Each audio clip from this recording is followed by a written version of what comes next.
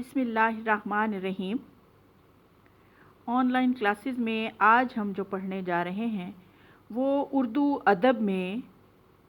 असनाफ़े सुखन। असनाफ़े सुखन बेटा बेशुमार हैं, जिनमें से दो आपके असनाफ़े सुखन आपकी किताब में शामिल हैं, जिसमें से एक है नज़्म और एक है गज़ल। नज़्म और गज़ल की तशरीह में और इन दोनों में क्या फ़र्क होता है? नज़्म जो है वो एक ऐसी चीज़ है जिसके तमाम अशार एक उन्वान के तहत मरबूत होते हैं, जुड़े हुए होते हैं, तसलसल लिए हुए होते हैं, और उसी उन्वान को लेकर उन तमाम अशार की तशरीह की जाती है, जो कि कुछ न कुछ आसान समझी जाती है। यानी एक ही टॉपिक होता है, एक ही बात होती है जिसको आगे बढ़ाया जाता है। जबकि इसके मुकाबले में गज़ल जो है वो बिल्कुल अलग चीज़ है। गज़ल का हर शेर अपना एक मुकम्मल मफ़हूम रखता है। वो कभी कभार शोरा कराम ने उसे ऐसे भी इस्तेमाल किया कि दो अशार जो है कतपन जैसे वो एक दूसरे से मिलते जुलते होते हैं, लेकिन ये उसका गज़ल का उसूल नहीं है। उसूल यही है कि हर शेर अपने मुकम्मल मानी रखता है और अलग मफ़हूम रखता है। तो गज़ल और नज़्म की तशरीह में मेन फ़र्क, मेन डिफरेंस जो है वो ये चीज़ है, हमें इसे समझना होगा। लखनऊ का दबिस्तान शायरी जो है, इसमें गज़ल को सबसे ज़्यादा फ़रोग़ हासिल हो। गज़ल में मीर तकी मीर के बाद अगर किसी का नाम बहुत ज़्यादा मारूफ़ हुआ तो वो आतिश और गालिब, ये दो ऐसे नाम हैं। बहादुर शाह ज़फ़र भी और भी बहुत सारे शोराए कराम हैं, लेकिन जो आप बहुत ज़्यादा मारूफ़ हुए और आपके सिलेबस में भी शामिल हैं, वो हम जो गज़ल पढ़ रहे हैं वो है आतिश की गज़ल। उर्दू की आपकी किताब जमात नोहम की किताब में हिस्सा गज़ल में आतिश की गज़ल जो है वो ये शामिल है, जिसके 3 अशार कल हमने पढ़े थे। उम्मीद है आपको समझ आ गए होंगे और उसमें कोई ऐसी बात नहीं रह गई होगी कि जो आपको किसी कमी का एहसास दिलाए। आज हम अगले 4 अशार की तशरीह करने जा रहे हैं। इसमें से बेटा गज़ल नंबर 2 ख्वाजा हैदर अली आतिश, शेर नंबर 4। शेर देखिए, रही सब्ज़ बेफ़िक्र किश्ते सुखन, जोता किया मैं न बोया किया। ठीक है, किश्त बेटा कहते हैं खेती को, सुखन कहते हैं शायरी को। रही सब्ज़ बेफ़िक्र किश्ते सुखन, जोता किया, जोतना कहते हैं तैयार करना, बोया किया, बोना कहते हैं ज़मीन में लगाना। ठीक है, अब ये देखिए कि ऊपर जब उसने शायरी की खेती कह दिया तो खेती की वजह से दूसरे मिसरे में भी उसने वो अल्फाज इस्तेमाल किए जो खेती बाड़ी में इस्तेमाल किए जाते हैं, यानी जोतना और बोना। ठीक है,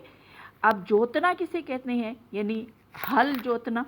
जिससे ज़मीन हमवार की जाती है, ज़मीन तैयार की जाती है, नरम की जाती है। फिर उसको ज़मीन को नरम करने के बाद उसमें पानी दिया जाता है, उसको सैराब किया जाता है, और फिर सैराब होने के बाद वो ज़मीन इस काबिल होती है कि उसमें बीज बोया जाए। फिर वो बीज बोने के बाद उसकी आबियारी के लिए सख्त मेहनत की जाती है, उसे मौसमों की सख्ती से बचाया जाता है, वक्त पर पानी दिया जाता है। जब छोटे छोटे पौधे ज़मीन से निकलते हैं तो फिर उन पौधों की हिफाजत की जाती है कि कीड़े मकोड़े या परिंदे उनको ख़राब ना कर दें। फिर वो थोड़े और बड़े होते हैं तो फिर जो बीमारियां और जरासीम जो है, जो कि वो जरासीम जो कि कीड़े मकोड़े की सूरत में होते हैं, जो पौधों को लग जाते हैं और उनको खा जाते हैं, उनसे जो है वो जरासीम को अद्वियात छिड़क कर उनकी हिफाजत की जाती है। यानी खेती को पक कर तैयार होने तक बेशुमार मराहिल से गुज़रना होता है, और वो तमाम मराहिल तय करने में उसे जो माविन और मददगार साबित होता है वो किसान होता है। यानी मेहनत सारी करनी पड़ती है किसान को, तब कहीं जाकर वो खेती जो है वो तैयार होती है। تب کہیں جا کر وہ فصل پکتی ہے اور وہ اس قابل ہوتی ہے کہ وہ استعمال کی جا سکے، وہ اس قابل ہوتی ہے کہ اس کی تعریف کی جا سکے، وہ دیدہ زیب ہو جاتی ہے۔ لیکن یہاں آتش نے بالکل منفرد اور خوبصورت خیال جو ہے وہ پیش کیا ہے۔ دراصل وہ اپنی شاعری کی تعریف کر رہے ہیں۔ وہ یہ کہنا چاہتے ہیں کہ میری شاعری خدا داد صلاحیت ہے۔ شاعری بیٹا دو قسم کی ہوتی ہے، اس بات کو سمجھنا بہت ضروری ہے۔ شعراء کرام نے اسے یوں بیان کیا ہے کہ شاعری میں دو قسم کے انداز ہوتے ہیں،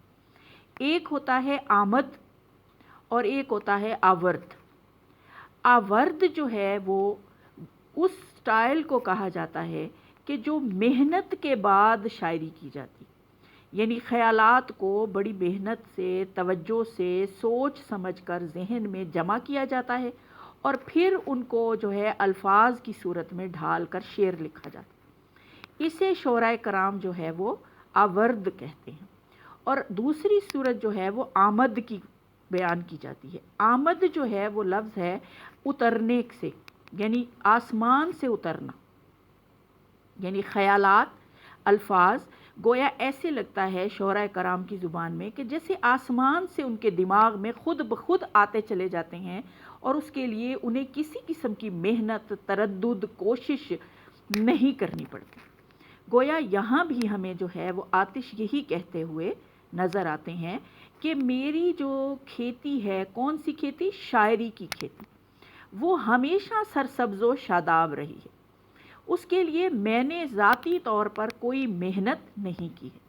اگر دیکھا جائے تو در پردہ وہ خدا کے شکر گزار نظر آتے ہیں۔ پیچھے آپ نے جب اس کی تعارف پڑھا تھا آتش کا تو آپ نے پڑھا تھا کہ صوفیانہ منش رکھتے ہیں، درویشانہ منش رکھتے ہیں، یعنی تزکیہ نفس ان کے ہاں پایا جاتا ہے، اللہ کی طرف رجوع پایا جاتا ہے۔ تو یہ بھی ایک اسی کی جو ہے وہ مثال ہے کہ وہ یہ کہتے ہیں کہ میری شاعری جو اتنی خوبصورت ہے، اس کا جو لوگوں کے دلوں پر اثر ہوتا ہے، اس میں میرا کوئی کمال نہیں ہے۔ میں نے تو اس پر کوئی محنت ہی نہیں کی، میں نے تو دن رات ایک ہی نہیں کیا، میں نے تو دل جلایا ہی نہیں، میں نے تو اس کے لیے جو ہے وہ اپنی خوشیاں تیاگ کر، اپنی خوشیاں چھوڑ کر اس پر کسی قسم کا نہ جو ہے اسے جوتا ہے، نہ بویا ہے، نہ کوئی تردد کیا ہے، بلکہ یہ سب تو ایسی صلاحیت ہے جو اللہ نے مجھے نوازی ہے، جسے خدا داد صلاحیت کہا جاتا ہے۔ یعنی میرے اشعار میں جو خوبصورتی ہے وہ میرا کمال نہیں ہے، بلکہ میرے رب کا کمال ہے کہ جس نے مجھے یہ صلاحیت بخشی۔ ٹھیک ہے بیٹا، یہ پہلا جو ہے اس کا آج کا پہلا شعر تھا، شعر نمبر 4۔ اس کی تشریح جو ہے وہ امید ہے آپ کو سمجھ میں آ گئی ہوگی۔ اب آگے چلتے ہیں غزل کا شعر نمبر 5۔ شعر دیکھیے، برہمن کو باتوں کی حسرت رہی،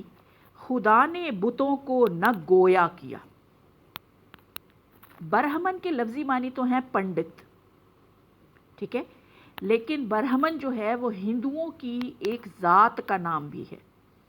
اور آپ کو پتہ ہے کہ ہندوؤں کا سارا نظام ذات پات پر مبنی ہے۔ ان کے ہاں اونچ نیچ جو ہے وہ کا نظام موجود ہے۔ ان کے ہاں ہندوؤں کی ایک ذات ہے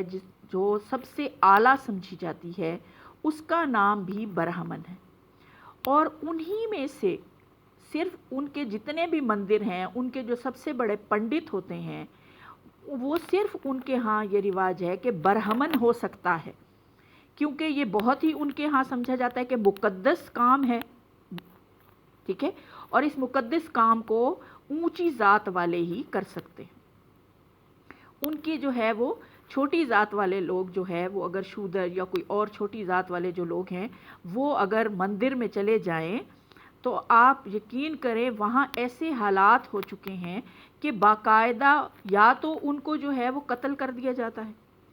یا پھر ان کو سزا دی جاتی ہے، نکال دیا جاتا ہے، اور پھر وہ اپنے مندروں کو گنگا جل سے دھو کر پاک کرتے ہیں کہ یہ جو ہے نچلی ذات کے لوگ مندر میں کیوں چلے آئے، کیونکہ ان کے لیے نچلی ذات کے لوگوں کے لیے مندر بھی الگ بنائے ہوئے ہیں ان لوگوں نے۔ یہ ایسا برا نظام ہے، ٹھیک ہے۔ ذات پات کا نظام، اسی لیے تو اسلام نے ختم کر دیا۔ آپ نے دیکھا کہ حضور صلی اللہ علیہ وآلہ وسلم نے فتح مکہ کے موقع پر کیا فرمایا تھا کہ تم میں سے کسی عربی کو عجمی پر اور عجمی کو عربی پر کوئی فوقیت نہیں، یعنی اسلام نے تو سب کو برابر کر دیا ہے۔ اگر کوئی برتری رکھی ہے تو صرف تقوی کی بنیاد پر رکھی اور کوئی برتری نہیں، لیکن ہندوؤں کے ہاں ہمیں ذات پات کا رواج جو ہے وہ ملتا ہے۔ اب یہ دیکھیے کہ وہ اس شعر کے اندر کہہ رہے ہیں کہ برہمن کو باتوں کی حسرت رہی، خدا نے بتوں کو نہ گویا کیا۔ اب اس کو سمجھنے کے لیے آپ یہ کہہ سکتے ہیں کہ برہمن جو ہے وہ ہندوؤں کے وہ اونچی ذات کے لوگ جو بتوں کی پوجا کرتے ہیں اور بتوں کی حفاظت کرتے ہیں اور مندروں کے رکھوالے ہوتے ہیں، وہ ہمیشہ جو ہے وہ مندروں میں ہی رہتے ہیں بیٹا۔ ان کی ایک اور بہت ہی عجیب و غریب جو ہے وہ ان کا رواج ہے، وہ یہ ہے کہ جو ان کے بڑے پنڈت ہوتے ہیں برہمنوں میں، ان کو جب اس قابل وہ ہو جاتے ہیں کہ وہ اپنی ڈیوٹی سنبھال سکیں تو ان سے باقاعدہ ایگریمنٹ لیا جاتا ہے کہ وہ ہمیشہ کے لیے اپنے گھر کو چھوڑ دیں گے، وہ ہمیشہ کے لیے مندر میں رہیں گے، وہ شادی بیاہ سے دور رہیں گے، ان کی کوئی شادی نہیں ہوتی، ان کی بیویاں نہیں ہوتی، ان کے بچے نہیں ہوتے، ان کا گھریلو ماحول نہیں ہوتا، کوئی سہولیات نہیں ہوتی، کپڑے بھی ان کو مختصر سے وہ پہنتے ہیں، زیادہ تر صرف ایک جو ہے وہ اورنج کلر کی جو ہے وہ دھوتی یا لنگی پہنتے ہیں اور ایک اورنج کلر کا دھاگا ہوتا ہے جو ان کے گلے میں ہوتا ہے، یعنی عجیب و غریب ان کے ہاں رواج۔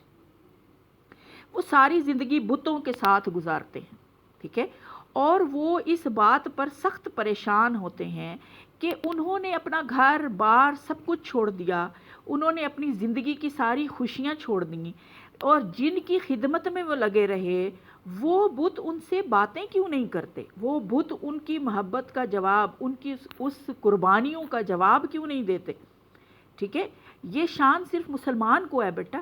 آپ یہ دیکھیے، ہمیں بظاہر تو ہمیں نہیں لگتا کہ ہم اللہ تعالیٰ کی عبادت کرتے ہیں تو اللہ تعالیٰ ہمیں جواب دیتا ہے، لیکن ایک بہت خوبصورت کوٹیشن میں نے پڑھی کہ مسلمان جب یہ چاہے کہ وہ اللہ سے بات کرے تو وہ نماز پڑھ لے، اور جب چاہے کہ اللہ اس سے بات کرے تو وہ قرآن پڑھ لے۔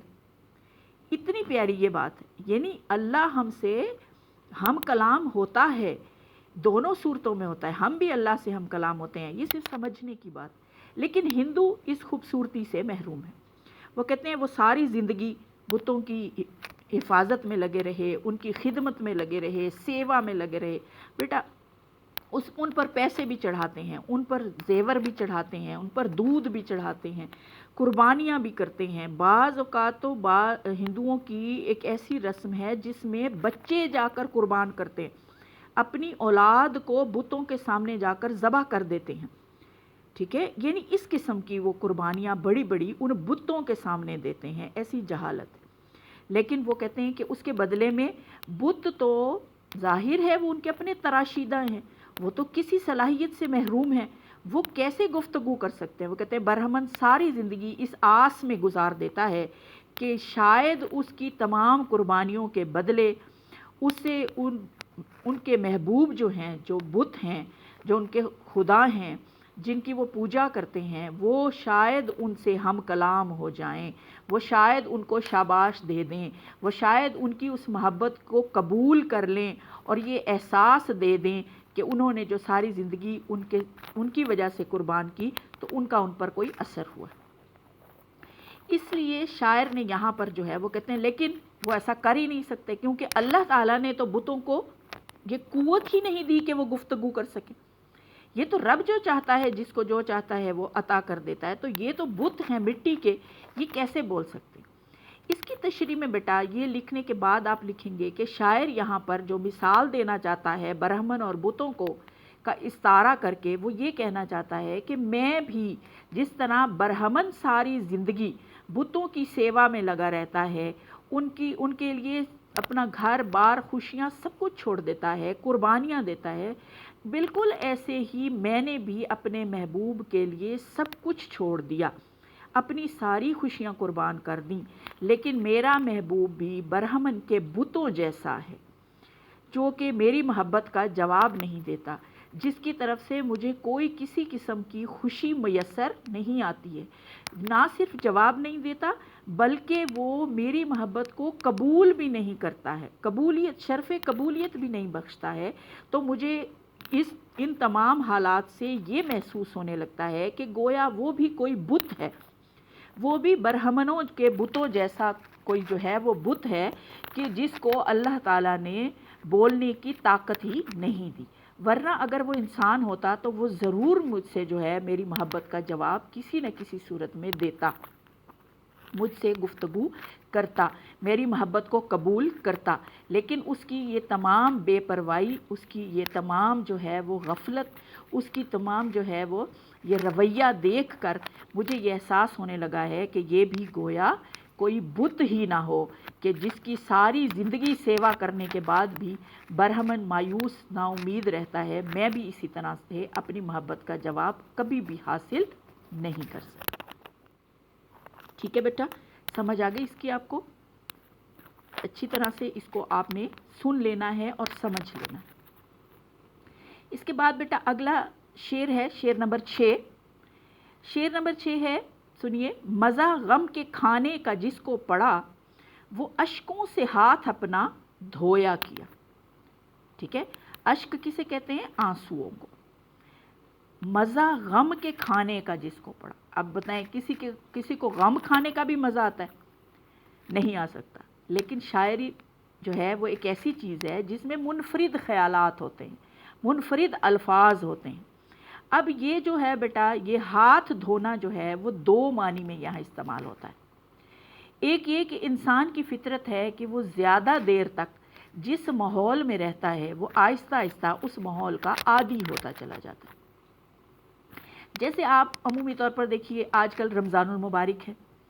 ہم لوگ جب شروع کے روزے رکھتے ہیں تو کچھ دن نہ ہم سے سحری صحیح ہوتی ہے نہ افطار صحیح ہوتی، کیونکہ وہ ہماری ٹائمنگ ہی نہیں ہوتی۔ ٹھیک ہے، نہ ہم کبھی رات کو اٹھ کے 3 بجے کھانا کھاتے ہیں اور نہ ہی ہم کبھی جو ہے وہ شام کو 7 بجے کھانا کھاتے ہیں۔ ہم لوگوں نے تو اپنے ناشتے دوپہر کے وقت اوقات مختلف رکھے ہوئے، تو اس لیے چند دن، 2 4 8 10 دن ہم سے وہ صحیح نہیں، اس کے بعد ہم آہستہ آہستہ عادی ہوتے چلے جاتے، پھر ہم سے سحری بھی ٹھیک ہونے لگتی ہے، افطار بھی ٹھیک ہونے لگتی ہے۔ پھر جب روزے ختم ہو جاتے ہیں تو رات کو 3 بجے ہم اٹھ کے بیٹھ جاتے ہیں کہ بھوک لگ رہی ہے، یعنی انسان جو ہے وہ عادی ہو جاتا ہے۔ انسان کی یہ فطرت ہے کہ وہ کسی بھی ماحول کا عادی ہو جاتا ہے۔ ایک تو اس سینس میں استعمال کیا گیا ہے ہاتھ دھونے سے، ٹھیک ہے، یہ ابھی میں آپ کو سمجھاتی ہوں، ٹھیک ہے۔ اور ایک ہاتھ دھونا محاورہ ہوتا ہے جس کے معنی ہوتے ہیں کھو دینا، کہتے ہیں نا کہ اب تم اس سے ہاتھ دھو بیٹھے، ٹھیک ہے، یعنی ہاتھ دھونا سے کیا مراد ہے؟ یعنی اس سے گنوا دینا، اس سے وہ چیز کھوئی جائے، اس سے لے لی جائے، اس سے گم ہو جائے، ٹھیک ہے، چلی جائے اس کے پاس سے۔ ایک ہاتھ دھونا وہ ہوتے ہیں۔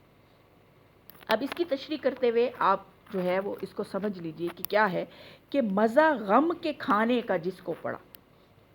ٹھیک ہے، یعنی جو شخص ہمیشہ دکھوں میں رہتا ہے، غموں میں رہتا ہے، مصائب، آلام، مشکلات میں رہتا ہے، تو آہستہ آہستہ اس کو وہ دکھ جو ہے وہ مزہ دینے لگتے ہیں۔ اب یہاں مزے سے کیا مراد ہے؟ کسی کو دکھ میں بھی مزہ آتا ہے، مراد کیا ہے کہ وہ عادی ہوتا چلا جاتا ہے، پھر وہ دکھ اس کو اتنے دکھ نہیں لگتے، ٹھیک ہے۔ یعنی دیکھیں نا، آپ کو اگر پہلا تھپڑ میں ماروں تو وہ زیادہ درد ہوگا، دوسرا آہستہ جو ہے وہ لگے گا کہ اچھا ایسا تو پہلے بھی کھایا تھا۔ مراد کیا ہے کہ مزہ غم کے کھانے کا جس کو پڑا، یعنی آہستہ آہستہ انسان اس غموں کا اگر عادی ہوتا چلا جائے تو وہ غم اسے مزہ دینے لگتے ہیں۔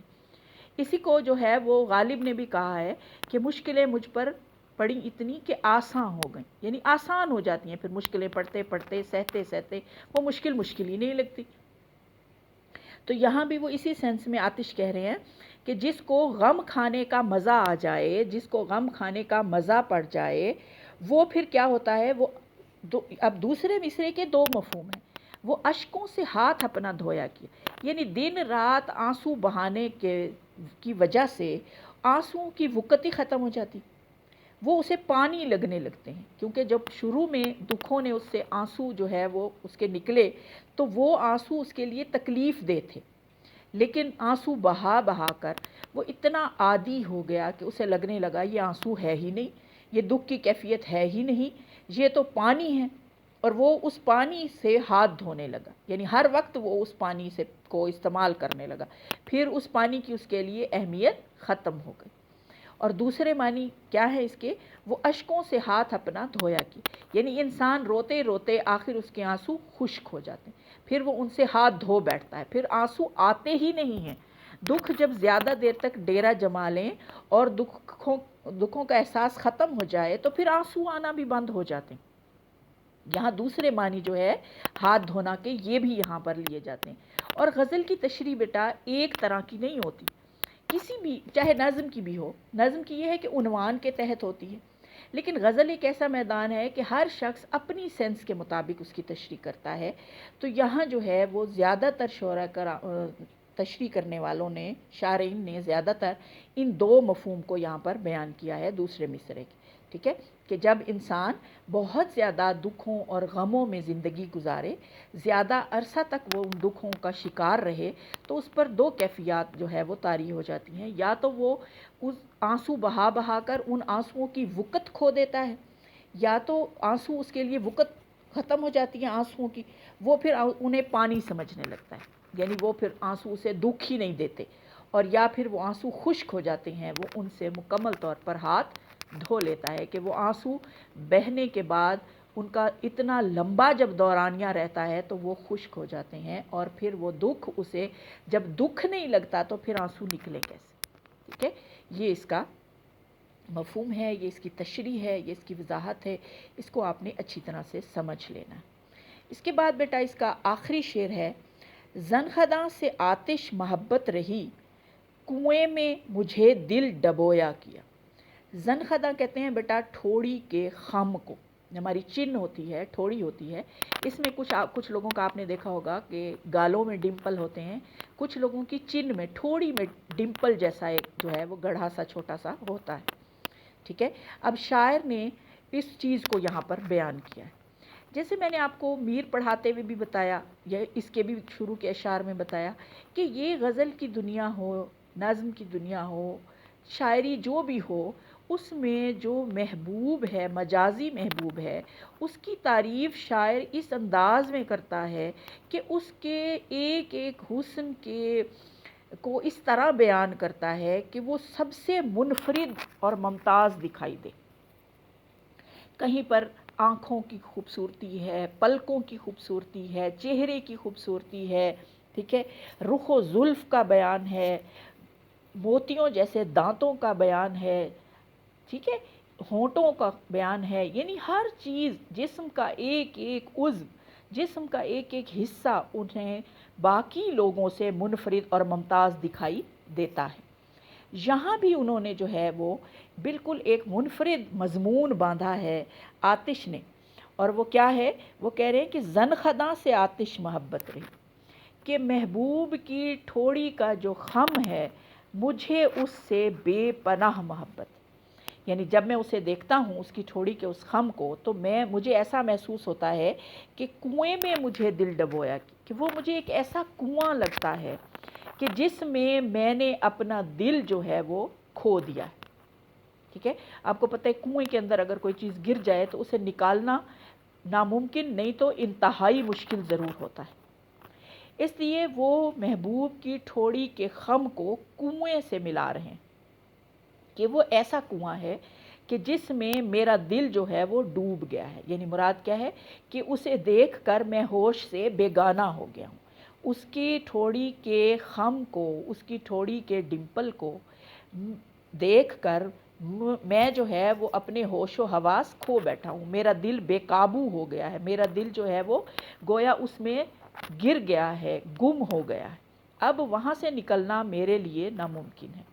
یہ بالکل ایک منفرد شاعرانہ جو ہے وہ خیال ہے، جس طرح سے ہونٹوں میں کھو گیا، جس طرح سے بالوں میں آپ نے دیکھا رخ و زلف پر جان کھویا کیا، اندھیرے اجالے میں رویا کیا، یعنی جب میں نے رخ و زلف کو دیکھا اور اس پر جان قربان کی تو پھر میں دن رات کا رونا میرا مقدر ہو گیا۔ یہاں بھی وہ یہی خیال بیان کرتے ہیں کہ میرا دل جو ہے وہ میرے ہاتھوں سے نکل گیا، میرا دل گم ہو گیا، میرا دل ہمیشہ کے لیے ڈوب گیا۔ کہاں ڈوب گیا؟ اس کنویں میں ڈوب گیا جو کہ میری محبوب کی ٹھوڑی کا خم ہے۔ ٹھیک ہے، عشق مجازی کا شعر ہے، تو اس کو اسی انداز میں جو ہے وہ شاعر نے بیان کیا ہے کہ محبوب ہر طرح سے شاعر کے لیے جو ہے وہ، عاشق کے لیے جو ہے وہ خوبصورت ہے۔ اس کی قد و قامت ہو، اس کی جسامت ہو، اس کے بال ہوں،